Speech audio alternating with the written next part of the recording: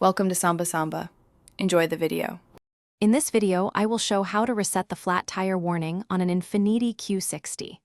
Start by checking tire pressures and inflating to the recommended PSI in the driver door placard, then drive or use the reset procedure in the infotainment system.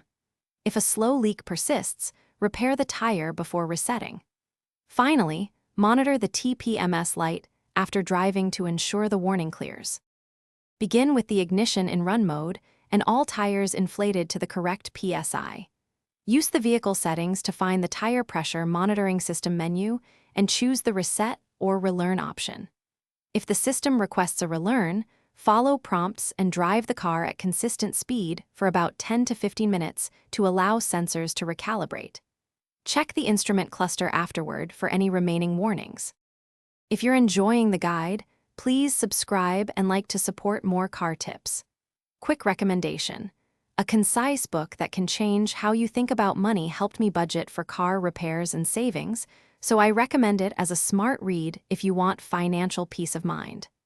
Check the description for the link and other deals, and now let's get back to the video.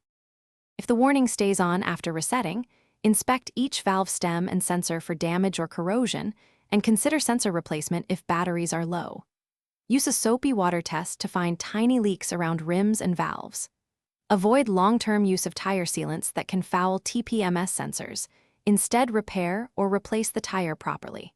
When in doubt, have a technician perform a diagnostic with a TPMS scan tool to identify the exact issue. Thanks for watching. Consider subscribing if we helped you.